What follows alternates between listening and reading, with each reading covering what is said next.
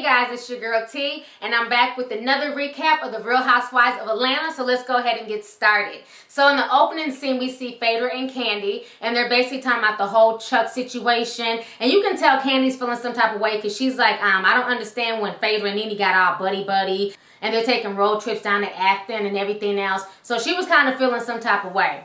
So Phaedra tells Kandi about everything that Chuck said about how they were on his team and how, they weren't in a real relationship with Chuck. And out of the blue, Phaedra decides to just have him sit underneath a nice shady-ass oak tree. And Phaedra looks down to the camera and she says, I don't do bite-sized brownies or cocktail sausages. Y'all, when she said that, I fell the hell out. I swear Phaedra is the queen of just subtle shade, and her shade is just so damn funny. And so after she said that, I had to tweet Monique and ask Monique, ma'am, is your husband packing? Yeah or nah? I mean, Monique and Chuck both look stupid. They have egg all over their face because they try to be attention whores and go on national television. They don't let NeNe gas their heads up. Now they're just the joke of the internet. So in the next scene, we have Cynthia, Mal, and Peter. So Mal decides to confront Peter. She's saying that her feelings are hurt by how Peter treated her when she first told them that she was coming to stay with them for 2 months and how Peter made her feel uncomfortable. And Peter's looking at her like, bitch, what is your point? You didn't run it by me. At the end of the day, this is my household. And Mal's like, yeah, but you don't have the right to make me feel bad.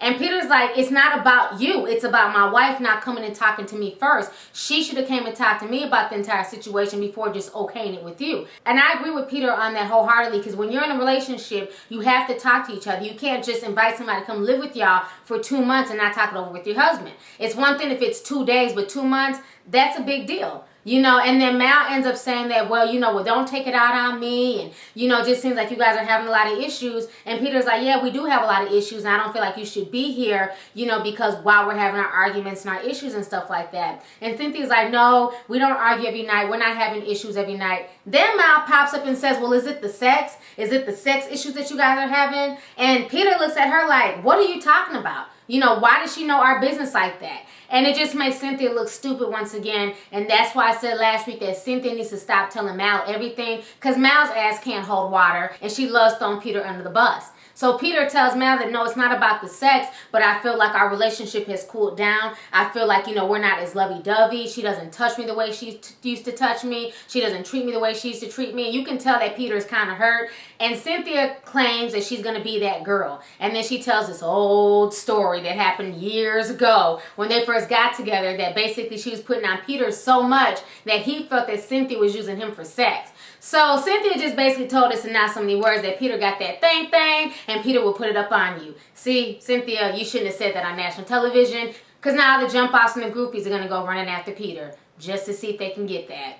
So Peter's like, you know what, I want that girl back. I want that girl back that I could have sex with, multiple times a day, that knew how to make me feel good. And Cynthia swears up and down that she's going to be that girl, but Peter needs to be patient. Peter needs to wait. How long Peter needs to be patient, how long this man needs to wait, I have no idea. Maybe we'll find out on the next episode of Dragon Ball Z. Real Housewives of Atlanta. Moving on.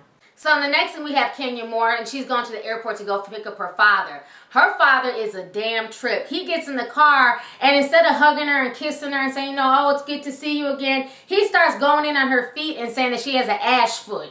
And when he said that, y'all, I fell the hell out. I said, I know Porsha had to be at home dying, because Porsha caught her ashy feet last season, and folks try to say, oh, Porsha's just hating, she's just mad. Well, now Kenya's daddy's reiterating what Porsha said. It makes me feel that Kenya's walking around this mofo ashy as hell. Kenya, come on now. You're Miss America, Miss USA. I'm gonna need you to lotion it up. Get some lotion and rub it in. Rub it in real good, Kenya. Rub it in. So then after that, Kenya ends up taking her dad to her house, and she's showing her dad her new rental property, because we know she didn't buy shit. So the dad is walking around the house, and she's trying to show him, the refrigerator, the food. She's trying to show him where the restroom is, and he's just rude. He's walking past her. He's complaining. He hates the decor. He wants to know who decorated.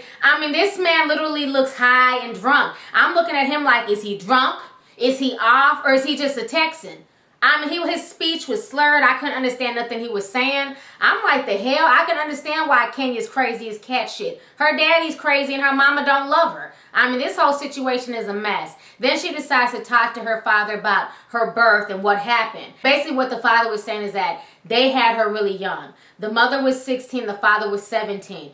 And back then, it wasn't like it is nowadays. You know, nowadays when you're 16 and pregnant, they give you a show on MTV. They give you all types of money. You're on VH1. You're on ABC News. You know, nowadays you can be an unwed mother and it's all good. Barbara Walters will bring you onto the ABC Good Morning America show and they'll give you props for being the third baby mama. You know what I'm saying? But back when Kenya was born, it wasn't like that. It wasn't cool to have kids out of wedlock. It wasn't cool to be a teen parent. It wasn't cool to, you know, be a third baby mama. It was, none of that was acceptable. When Kenya's mom got pregnant, she wanted to give Kenya up for adoption.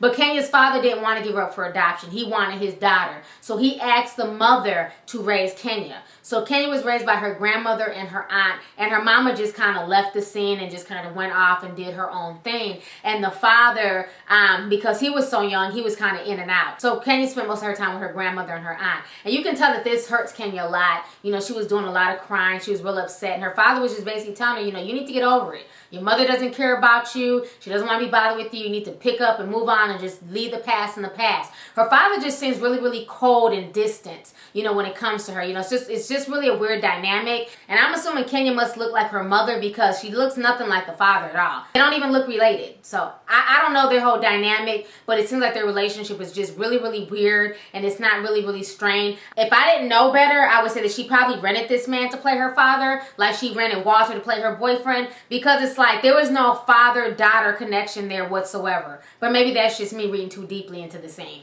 Next scene, we have Phaedra and Kandi. They decide to drive almost damn near an hour outside of Buckhead to go to Porsha's new residence. So they get there and they're basically looking around like, what in the world? How big is this house, Porsha? Why do you have a 10,000 square foot home and it's just you? And you can tell Porsha's feeling some type of way because they're questioning her. They're like, you know, you don't take all your money and go get a rental property where you're paying, you know, $5,000 a month or however much he's paying per month.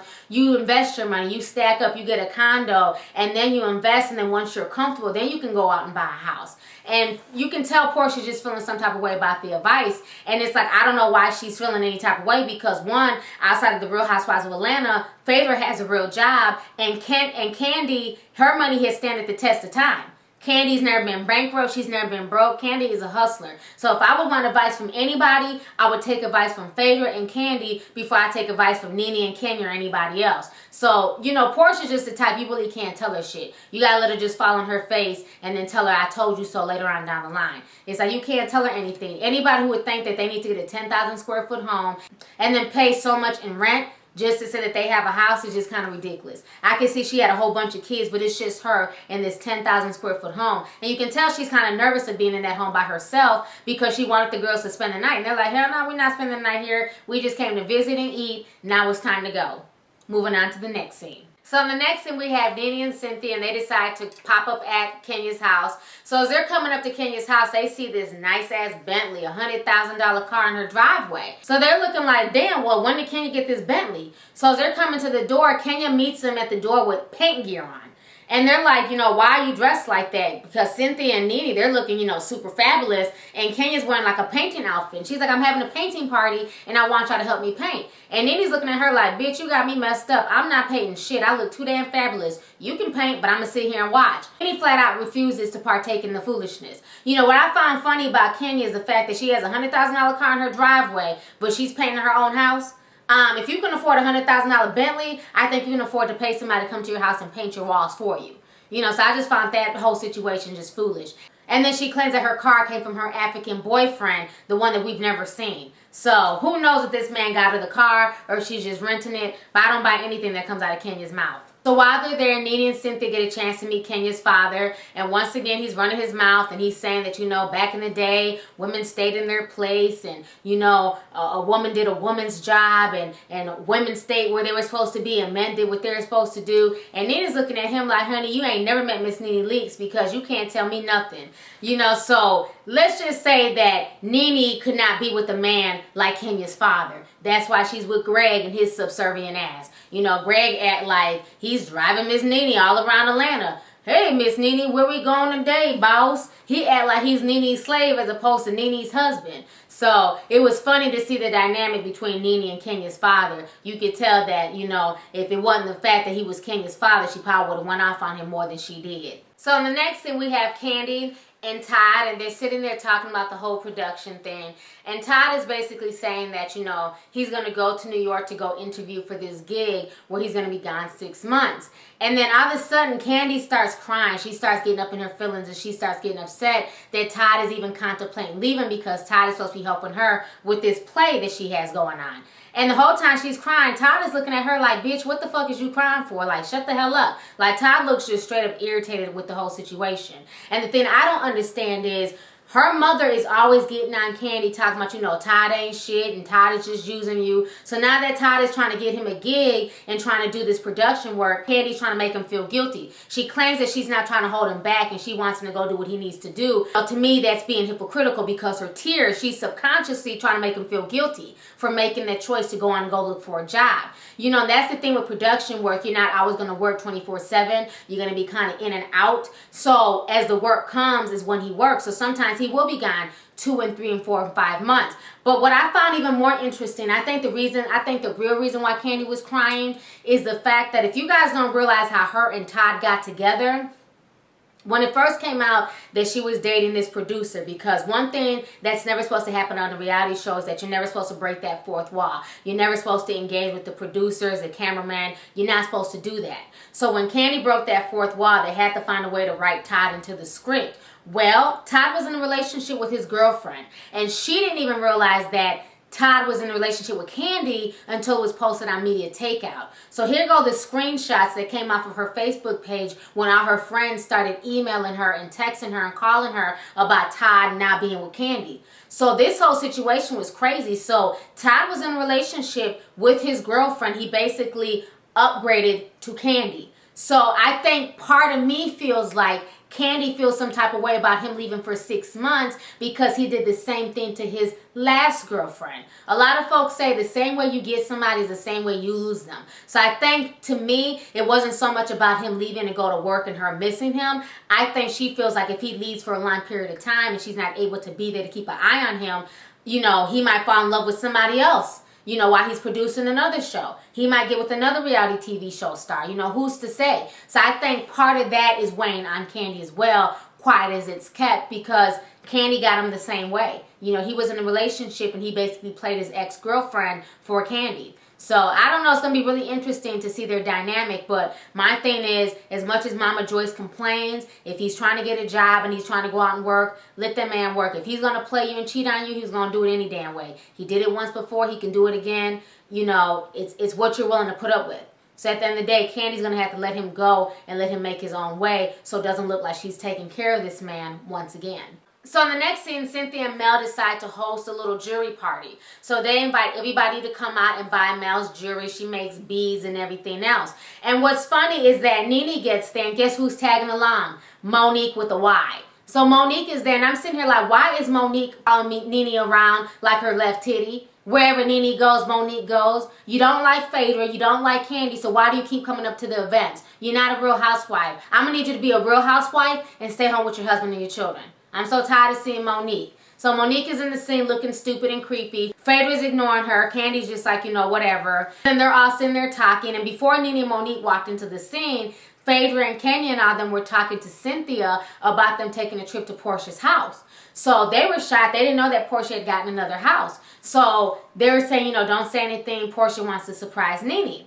So, of course, Kenya being messy as she is and Phaedra being just as messy, because it wasn't just Kenya in that scene who busted out Porsha, it was also Phaedra. They decided to go and tell NeNe that basically Porsha bought a house right around the corner from NeNe. And I'm sitting here like, why do people care? They act like NeNe owns the entire subdivision or she owns the entire neighborhood. Who gives a damn if NeNe lives there? Why does Porsha have to make a grand announcement to NeNe or to anyone that she's moving to NeNe's neighborhood? Who gives a shit? So then NeNe starts getting all pissy and she's like, I'm not surprised. You know, Porsha's a bad friend. I told y'all she was a bad friend. She only calls when she needs something. What type of friend moves into my subdivision and doesn't tell me that she's moving in? And as she's saying this, everybody on Twitter is just looking at NeNe like, bitch, really? I think everybody was rolling their eyes. You want to talk about bad friends, but you sat there and set up Phaedra, Monique, and Chuck. Let's talk about you being a bad friend setting up that bullshit as quiet as it's kept. So anyways, once Porsha comes in, NeNe goes to confront Porsha, and Porsha was like, well, I was trying to surprise you. I didn't want you to know. And NeNe starts going off on Porsha once again, telling her that she's a bad friend. And Porsha starts crying and saying that she's stressed out. She's going through a lot with her divorce, and she doesn't need NeNe riding on, and she doesn't need NeNe coming down on her. So Porsha goes running off, and Cynthia goes chasing behind her. Kenya's over the whole situation. Kenya's like, fuck this bitch. She's always crying about her husband. She's always crying about her divorce. She's always crying, and she wants sympathy and everything else. Kenya feels like she's been through hell and back with her family. She does not have any sympathy or any fucks to give about Porsha's situation. So Kenya decides to just run out the party. And as she's running out in this red dress, she almost gets hit by a car. It's like, twirl, you better calm down all that damn twirling, because your ass is not made of glass and that car will and can hit you. I mean, it was so crazy how close that car was to hitting her, and then she got the nerve to be mad at the car. You can't get mad at the damn car. You came out there twirling and jaywalking in the damn street. I'm gonna need Kenya to get her damn life. So anyways, back to the party. So NeNe ends up going after Porsha, and she ends up apologizing to Porsha and telling Porsha that she's sorry. And so Porsha is like, thank you, I'm just really, really stressed out. And then NeNe asks Porsha, is her ass fake because her booty's looking extra, extra big. And that's the end of the show. So anyways, go ahead, leave a comment. Let me know your thoughts on this week's episode of The Real Housewives of Atlanta. All right, deuces.